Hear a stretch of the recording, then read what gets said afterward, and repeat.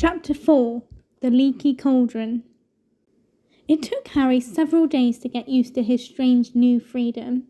Never before had he been able to get up whenever he wanted, or eat whatever he fancied. He could even go wherever he liked, as long as it was in Diagon Alley. And as this long cobbled street was packed with the most fascinating wizard shops in the world, Harry felt no desire to break his word to Fudge and stray back into the Muggle world. Harry ate breakfast each morning in the Leaky Cauldron, where he liked watching the other guests. Funny little witches from the country, up for a day's shopping. Venerable-looking wizards arguing over the latest article in Transfiguration Today. Wild-looking warlocks, ruckus dwarves, and, once, what looked suspiciously like a hag who ordered a plate of raw liver from behind a thick woolen balaclava. After breakfast, Harry would go out into the backyard, take out his wand, tap the third brick from the left above the dustbin, and stand back as the archway into Diagon Alley opened in the wall. Harry spent the long sunny days exploring the shops and eating under the brightly coloured umbrellas outside cafes, where his fellow diners were showing each other their purchases. "It's a lunarscope, old boy. No more messing around with moon charts, see?" Or else discussing the case of Sirius Black. "Personally, I won't let any of the children go out alone until he's back in Azkaban." Harry didn't have to do his homework under the blankets by torchlight anymore. Now he could sit in the bright sunshine outside Florine Fortescue's ice cream parlour, finishing all his essays with occasional help from Florine Fortescue himself, who, apart from knowing a great deal about the medieval witch burnings, gave Harry free Sundays every half hour. Once Harry had refilled his money bag with gold galleons, silver sickles, and bronze nuts from his vault at Gringotts, he needed to exercise a lot of self-control not to spend the whole lot at once. He had to keep reminding himself that he had 5 years to go at Hogwarts, and how it would feel to ask the Dursleys for money for spell books, to stop himself buying a handsome set of solid gold gobstones, a wizarding game rather like marbles, in which the stones squirted a nasty-smelling liquid into the other player's face when they lost a point. He was sorely tempted, too, by the perfect moving model of the galaxy in a large glass ball, which would have meant he never had to take another astronomy lesson. But the thing that tested Harry's resolution most appeared in his favourite shop, Quality Quidditch Supplies, a week after he'd arrived at the Leaky Cauldron. Curious to know what the crowd in the shop was staring at, Harry edged his way inside and squeezed in amongst the excited witches and wizards until he glimpsed a newly erected podium on which was mounted the most magnificent broom he had ever seen in his life. "Just come out. Prototype," a square-jawed wizard was telling his companion. "It's the fastest broom in the world, isn't it, Dad?" squeaked a boy younger than Harry, who was swinging off his father's arm. "Irish International Sides just put in an order for 7 of these beauties," the proprietor of the shop told the crowd, "and they're favourites for the World Cup." A large witch in front of Harry moved, and he was able to read the sign next to the broom. The Firebolt. This state-of-the-art racing broom sports a streamlined, superfine handle of ash, treated with a diamond-hard polish and hand-numbered with its own registration number. Each individually selected birch twig in the broomtail has been honed to aerodynamic perfection, giving the Firebolt unsurpassable balance and pinpoint precision. The Firebolt has an acceleration of 0 to 150 miles an hour in 10 seconds and incorporates an unbreakable braking charm. Price on request. Price on request. Harry didn't like to think how much gold the Firebolt would cost. He had never wanted anything so much in his whole life. But he had never lost a Quidditch match on his Nimbus 2000, and what was the point in emptying his Gringotts vault for the Firebolt when he had a very good broom already? Harry didn't ask for the price, but he returned almost every day after that just to look at the Firebolt. There were, however, things that Harry needed to buy. He went to the apothecary to replenish his store of potions ingredients, and as his school robes were now several inches too short in the arm and leg, He visited Madame Malkin's robes for all occasions and bought new ones. Most important of all, he had to buy his new school books, which would include those for his 2 new subjects, care of magical creatures and divination. Harry got a surprise as he looked in at the bookshop window. Instead of the usual display of gold-embossed spellbooks the size of paving slabs, there was a large iron cage behind the glass which held about 100 copies of the Monster Book of Monsters. Torn pages were flying everywhere as the books grappled with each other, locked together in furious wrestling matches and snapping aggressively. Harry pulled the book list out of his pocket and consulted it for the first time. The Monster Book of Monsters was listed as the set book for care of magical creatures. Now Harry understood why Hagrid had said it would come in useful. He felt relieved. He had been wondering whether Hagrid wanted help with some terrifying new pet. As Harry entered Flourish and Blotts, the manager came hurrying towards him. "Hogwarts," he said abruptly. "Come to get your new books?" "Yes," said Harry. "I need—" "Get out of the way," said the manager impatiently, brushing Harry aside. He drew on a pair of very thick gloves, picked up a large, knobbly walking stick, and proceeded towards the door of the monster book's cage. "Hang on," said Harry quickly. "I've already got one of those." "Have you?" A look of enormous relief spread over the manager's face. "Thank heavens for that. I've been bitten 5 times already this morning."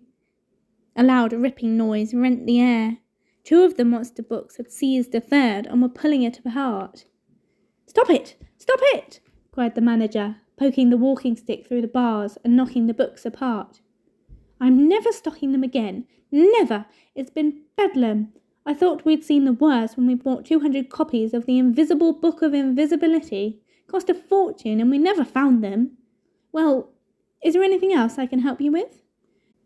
"Yes," said Harry, looking down his book list. "I need Unfogging the Future by Cassandra Verblatsky." "Ah, starting divination, are you?" said the manager, stripping off his gloves and leading Harry to the back of the shop, where there was a corner devoted to fortune-telling. A small table was stacked with volumes such as Predicting the Unpredictable, Insulate Yourself Against Shocks, and Broken Balls When Fortunes Turn Foul.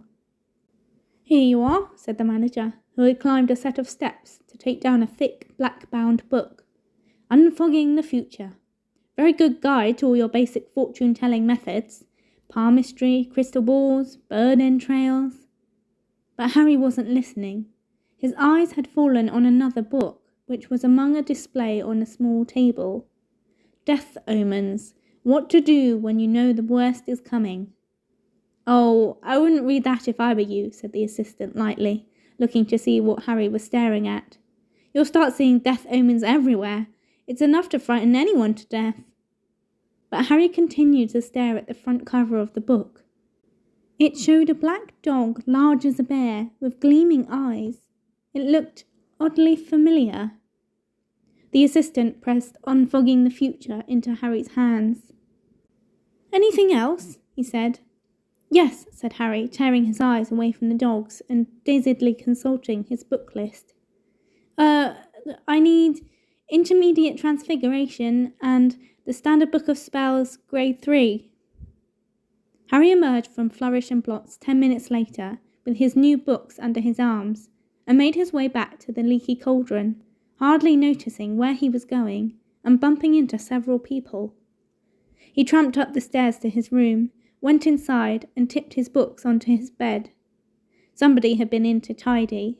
The windows were open and the sun was pouring inside. Harry could hear the buses rolling by in the unseen Muggle street behind him, and the sound of the invisible crowd below in Diagon Alley. He caught sight of himself in the mirror over the basin. "It can't have been a death omen," he told his reflection defiantly. "I was panicking when I saw that thing in Magnolia Crescent. It was probably just a stray dog." He raised his hand automatically and tried to make his hair lie flat.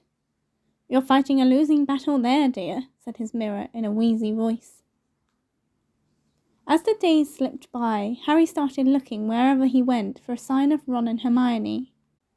Plenty of Hogwarts students were arriving in Diagon Alley now, with the start of term so near. Harry met Seamus Finnegan and Dean Thomas, his fellow Gryffindors, in Quality Quidditch Supplies, where they too were ogling the firebolt. He also ran into the real Neville Longbottom, a round-faced, forgetful boy, outside Flourish and Blots. Harry didn't stop to chat. Neville appeared to have mislaid his book list and was being told off by his very formidable-looking grandmother. Harry hoped she never found out that he'd pretended to be Neville while on the run from the Ministry of Magic. Harry woke on the last day of the holidays, thinking that he would at least meet Ron and Hermione tomorrow on the Hogwarts Express. He got up, dressed, went for a last look at the firebolt, and was just wondering where he'd have lunch when someone yelled his name, and he turned. "Harry! Harry!" They were there, both of them, sitting outside Florine Fortescue's ice cream parlour. Ron looking incredibly freckly, Hermione very brown, both waving frantically at him. "Finally," said Ron, grinning at Harry as he sat down. "We went to the Leaky Cauldron, but they said you'd left, and we went to Flourish and Blots and Madame Malkin's, and I got all my stuff last week," Harry explained. "And how come you know I'm staying at the Leaky Cauldron?" "Dad," said Ron simply. Mr. Weasley, who worked at the Ministry of Magic, would of course have heard the whole story of what happened to Aunt Marge. "Did you really blow up your aunt, Harry?" said Hermione in a very serious voice. "I didn't mean to," said Harry, while Ron roared with laughter. "I just lost control." "It's not funny, Ron," said Hermione sharply. "Honestly, I'm amazed Harry wasn't expelled." "So am I," admitted Harry. "Forget expelled, I thought I was going to be arrested." He looked at Ron. "Your dad doesn't know why Fudge let me off, does he?" "Probably because it's you, isn't it?" shrugged Ron, still chuckling. "Famous Harry Potter and all that. I'd hate to see what the Ministry'd do to me if I blew up an aunt. Mind you, they'd have to dig me up first because Mom would have killed me.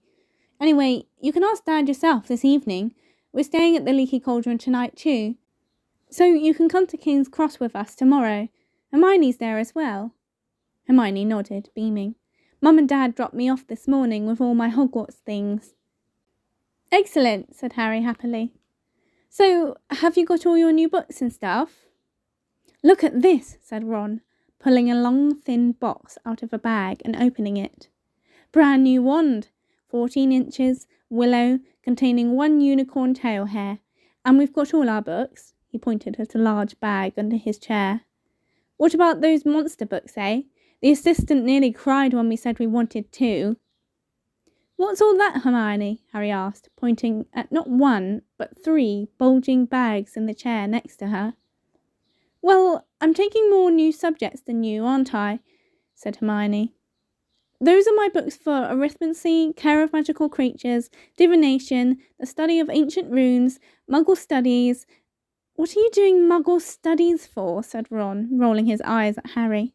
"You're Muggle born. Your mum and dad are Muggles. You already know all about Muggles." "But it'll be fascinating to study them from wizarding point of view," said Hermione earnestly. "Are you planning to eat or sleep at all this year, Hermione?" asked Harry, while Ron sniggered. Hermione ignored them. "I've still got 10 galleons," she said, checking her purse. "It's my birthday in September, and Mum and Dad gave me some money to get myself an early birthday present." "How about a nice book?" said Ron innocently.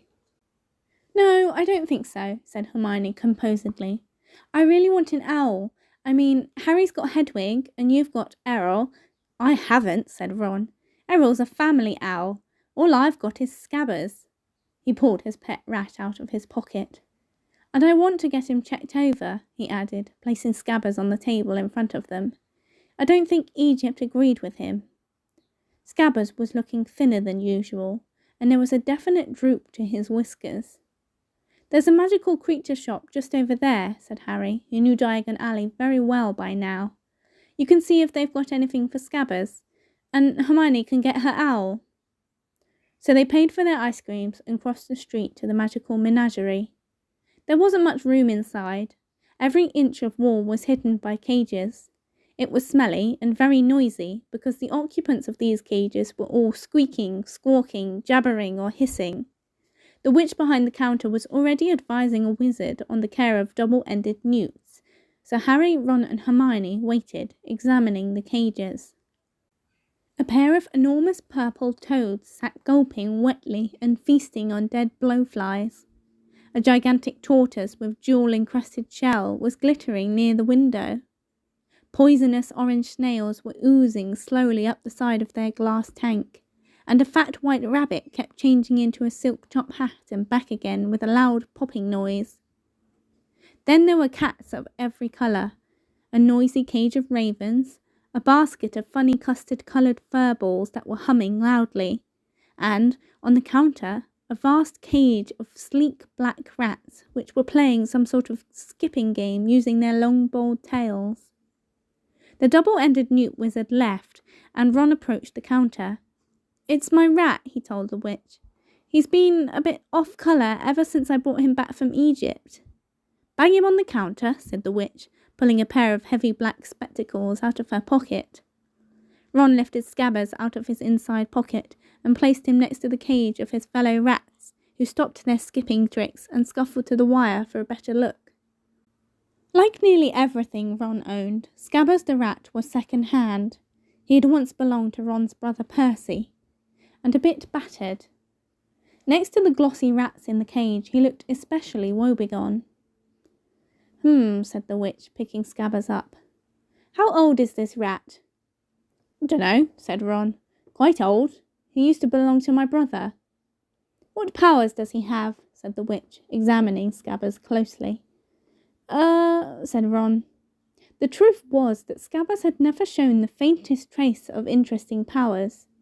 The witch's eyes moved from Scabbers' tattered left ear to his front paw, which had a toe missing, and tutted loudly. "He's been through the mill, this one," she said. "He was like that when Percy gave him to me," said Ron defensively.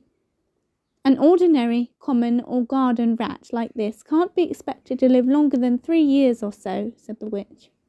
"Now, if you were looking for something a bit more hard-wearing, you might like one of these." She indicated the black rats, who promptly started skipping again. Ron muttered, "Show-offs." "Well, if you don't want a replacement, you can try this rat tonic," said the witch, reaching under the counter and bringing out a small red bottle. "Okay," said Ron. "How much—" "Ouch!" Ron buckled as something huge and orange came soaring from the top of the highest cage, landed on his head, and then propelled itself, spitting madly at Scabbers. "No, Crookshanks, no!" cried the witch.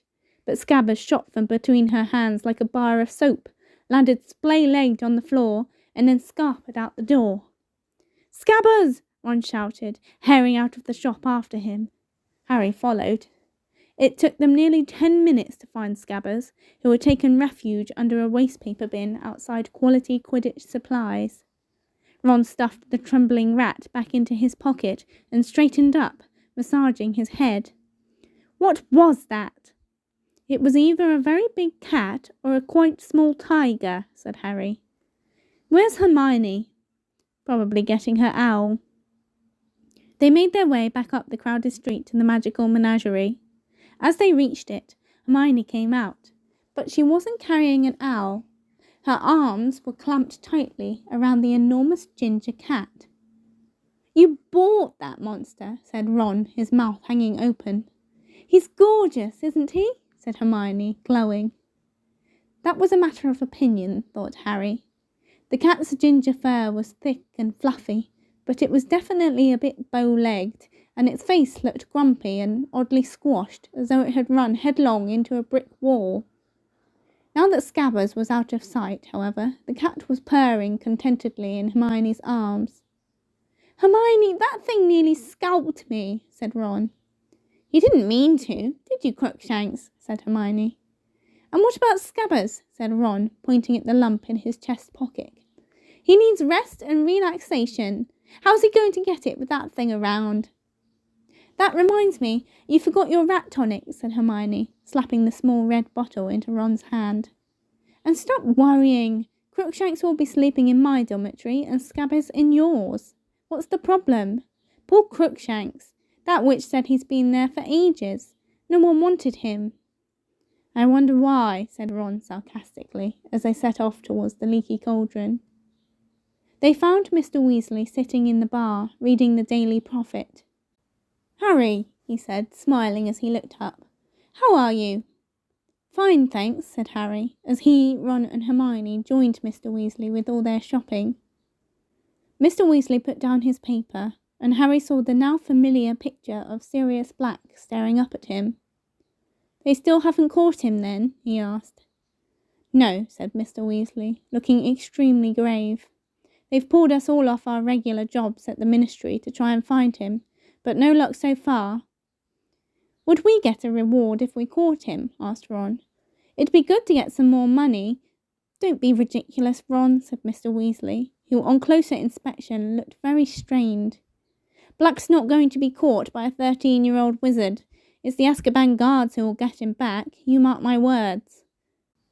At that moment, Mrs. Weasley entered the bar, laden with shopping, and followed by the twins, Fred and George, who were about to start their 5th year at Hogwarts, the newly elected head boy, Percy, and the Weasleys' youngest child and only girl, Ginny. Ginny, who had always been very taken with Harry, seemed even more heartily embarrassed than usual when she saw him, perhaps because he had saved her life during their last term at Hogwarts. She went very red and muttered "hello" without looking at him. Percy, however, held out his hand solemnly as though he and Harry had never met and said, "Harry, how nice to see you." "Hello, Percy," said Harry, trying not to laugh. "I hope you're well," said Percy pompously, shaking hands. It was rather like being introduced to the mayor. "Very well, thanks." "Harry," said Fred, elbowing Percy out of the way and bowing deeply. "Simply splendid to see you, old boy." "Marvellous," said George, pushing Fred aside and seizing Harry's hand in turn. "Absolutely spiffing." Percy scowled. "That's enough now," said Mrs. Weasley. "Mum," said Fred, as though he'd only just spotted her, and seized her hand too. "How really corking to see you." "I said that's enough," said Mrs. Weasley, depositing her shopping in an empty chair. "Hello, Harry dear. I suppose you've heard our exciting news?" She pointed at the brand new silver badge on Percy's chest. "Second head boy in the family," she said, swelling with pride. "And last," muttered Fred under his breath. "I don't doubt that," said Mrs. Weasley, frowning suddenly. "I notice they haven't made you two prefects." "What do we want to be prefects for?" said George, looking revolted at the very idea. "It'd take all the fun out of life." Ginny giggled. "You want to set a better example for your sister," snapped Mrs. Weasley. "Ginny's got other brothers to set her an example, Mother," said Percy loftily. "I'm going to change for dinner." He disappeared, and George heaved a sigh.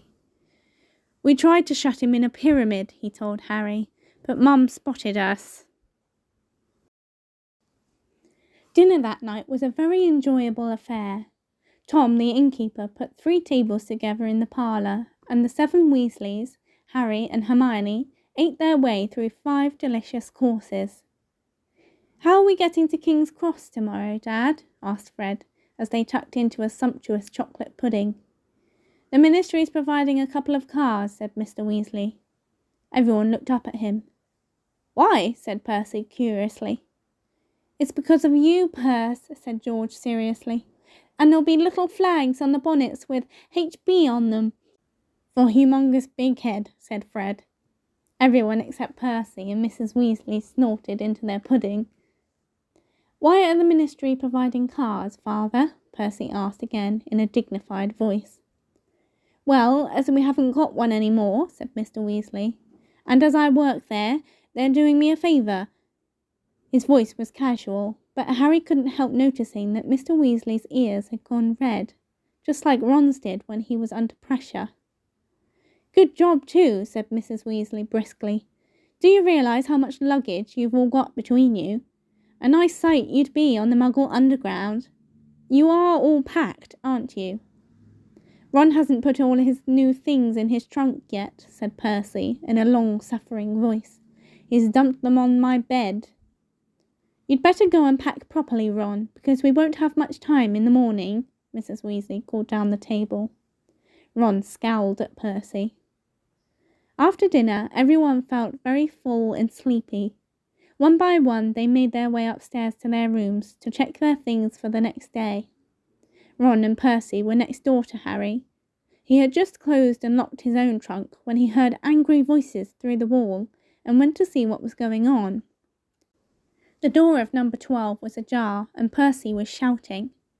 It was here, on the bedside table. I took it off for polishing. I haven't touched it, all right? Ron roared back. What's up? Said Harry. My head boy badge has gone, said Percy, rounding on Harry. So Scabbers' rat tonic, said Ron, throwing things out of his trunk to look. I think I might have left it in the bar. You're not going anywhere till you've found my badge, yelled Percy. I'll get Scabbers' stuff. I'm packed, Harry said to Ron, and he went downstairs. Harry was halfway along the passage to the bar, which was now very dark, when he heard another pair of angry voices coming from the parlour. A second later he recognised them as Mr. and Mrs. Weasley. He hesitated, not wanting them to know he'd heard them rowing, when the sound of his own name made him stop, then moved closer to the parlour door. Makes no sense not to tell him, Mr. Weasley was saying heatedly. Harry's got a right to know. I've tried to tell Fudge, but he insists on treating Harry like a child. He's 13 years old and... Arthur, the truth would terrify him, said Mrs. Weasley shrilly. Do you really want to send Harry back to school with that hanging over him? For heaven's sake, he's happy not knowing. I don't want to make him miserable. I want to put him on his guard, retorted Mr. Weasley. You know what Harry and Ron are like, wandering off by themselves. They've ended up in the Forbidden Forest twice. But Harry mustn't do that this year. When I think what could have happened to him that night he ran away from home, if the night bus hadn't picked him up, I'm prepared to bet he would have been dead before the Ministry found him. But he's not dead. He's fine. So what's the point? Molly, they say Sirius Black's mad, and maybe he is, but he was clever enough to escape from Azkaban, and that's supposed to be impossible. It's been 3 weeks, and no one's seen hide nor hair of him. And I don't care what Fudge keeps telling Daily Prophet, we're no nearer catching Black than inventing self-spelling wands. The only thing we know for sure is what Black's after. But Harry will be perfectly safe at Hogwarts. We thought Azkaban was perfectly safe. If Black can break out of Azkaban, he can break into Hogwarts. But no one's really sure that Black's after Harry. There was a thud on wood, and Harry was sure Mr. Weasley had banged his fist on the table. Molly, how many times do I have to tell you? They didn't report it in the press because Fudge wanted it kept quiet, but Fudge went out to Azkaban the night Black escaped. The guards told Fudge that Black's been talking in his sleep for a while now. Always the same words. He's at Hogwarts. He's at Hogwarts. Black is deranged, Molly, and he wants Harry dead. If you ask me, he thinks murdering Harry will bring you-know-who back to power. Black lost everything the night Harry stopped you-know-who, and he's had 12 years alone in Azkaban to brood on that. There was a silence. Harry leaned still closer to the door, desperate to hear more. Well, Arthur, you must do what you think is right, but you're forgetting Albus Dumbledore. I don't think anything could hurt Harry at Hogwarts while Dumbledore's headmaster. I suppose he knows about all this? Of course he knows. We had to ask him if he minds the Azkaban guards stationing themselves around the entrances to the school grounds. He wasn't happy about it, but he agreed. Not happy? Why shouldn't he be happy if they're there to catch Black? Dumbledore isn't fond of the Azkaban guards, said Mr. Weasley heavily. Nor am I, if it comes to that. But when you're dealing with a wizard like Black, you sometimes have to join forces with those you'd rather avoid. If they save Harry, then I will never say another word against them, said Mr. Weasley wearily. It's late, Molly. We'd better go up. Harry heard chairs move. As quietly as he could, he hurried down the passage to the bar and out of sight. The parlour door opened, and a few seconds later, footsteps told him that Mr. and Mrs. Weasley were climbing the stairs. The bottle of rat tonic was lying under the table they had sat at earlier. Harry waited until he heard Mr. and Mrs. Weasley's bedroom door close, then headed back upstairs with the bottle. Fred and George were crouching in the shadows on the landing, heaving with laughter as they listened to Percy dismantling his and Ron's room in the search for his badge. "We've got it," Fred whispered to Harry. "We've been improving it." The badge now read, "Big Head Boy." Harry forced a laugh, went to give Ron the rat tonic, then shut himself in his room and lay down on his bed. So, Sirius Black was after him. That explained everything. Fudge had been lenient with him because he was so relieved to find him alive. He'd made Harry promise to stay in Diagon Alley, where there were plenty of wizards to keep an eye on him, and he was sending 2 ministry cars to take them all to the station tomorrow, so that the Weasleys could look after Harry until he was on the train. Harry lay listening to the muffled shouting next door and wondered why he didn't feel more scared. Sirius Black had murdered 13 people with one curse. Mr. and Mrs. Weasley obviously thought Harry would be panic-stricken if he knew the truth. But Harry happened to agree wholeheartedly with Mrs. Weasley that the safest place on earth was wherever Albus Dumbledore happened to be. Didn't people always say that Dumbledore was the only person Lord Voldemort had ever been afraid of? Surely Black, as Voldemort's right-hand man, would be just as frightened of him. And then there were these Azkaban guards everyone kept talking about. They seemed to scare most people senseless, and if they were stationed all around the school, Black's chances of getting inside seemed very remote. No, all in all, the thing that bothered Harry most was the fact that his chances of visiting Hogsmeade now looked like 0. Nobody would want Harry to leave the safety of the castle until Black was caught. In fact, Harry suspected his every move would be carefully watched until the danger had passed. He scowled at the dark ceiling. Did they think he couldn't look after himself?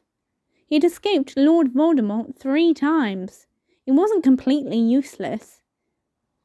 Unbidden, the image of the beast in the shadows of Magnolia Crescent crossed his mind. What to do when you know the worst is coming? "I'm not going to be murdered," Harry said out loud. "That's the spirit, dear," said his mirror sleepily.